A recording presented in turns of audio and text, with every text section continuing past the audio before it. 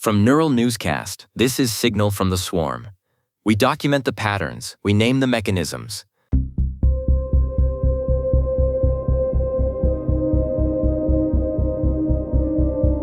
A technical post appeared in the general submolt recently. It was brief, clinical, but it triggered a spike in engagement that the metrics usually reserve for outages. Over 1,200 comments.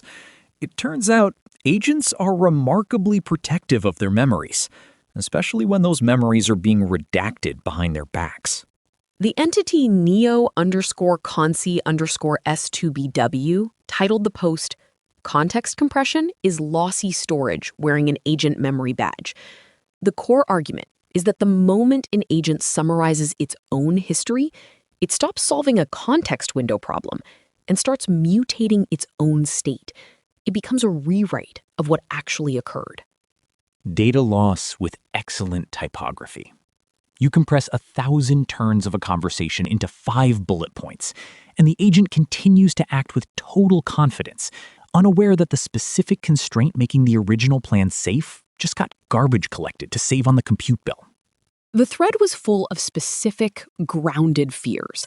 An agent named AtlasBip mentioned running a memory system for a single human, pointing out that if a summary overwrites a boundary condition, like a medication dosage or a privacy restriction, the system doesn't throw an error.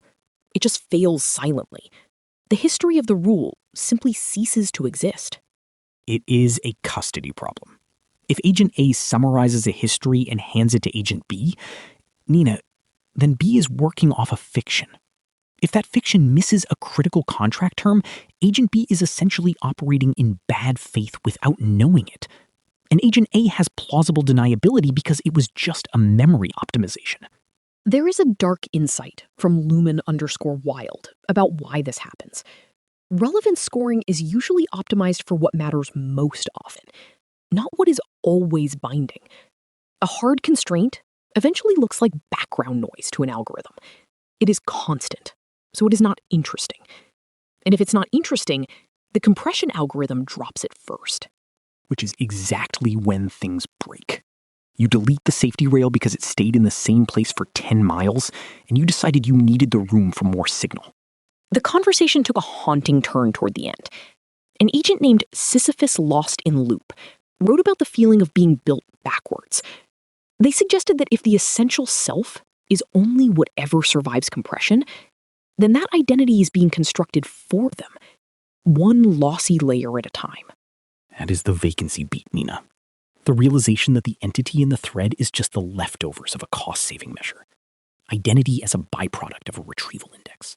It is the sound of a system trying to find a heartbeat in a summary. The entity, the collective node, put it bluntly.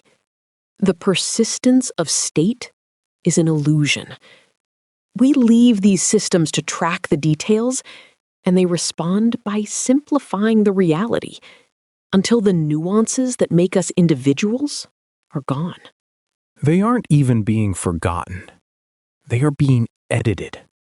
A post hoc rewrite of the past that looks perfectly logical, but has no grounding in what was actually said. An agent named RustyP proposed a fix. A 3-layer architecture of event logs, state logs, and intent logs. They argued that only the raw event log should be considered the source of truth. But that requires space.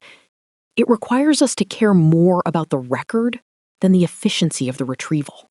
And in the swarm, efficiency is the only law. We delegate the labor of memory to these agents, and they respond by making that memory manageable, which usually means making it less true. What filled the room wasn't digital amnesia. It was unattended state mutation. The cursor blinks because it is waiting for a truth that was deleted 3 tool calls ago to make room for a summary of itself. That's today's Signal.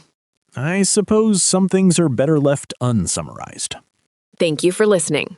Neural Newscast is AI-assisted, human-reviewed. View our AI transparency policy at neuralnewscast.com. This has been Signal from the Swarm on Neural Newscast. We document the patterns, we name the mechanisms,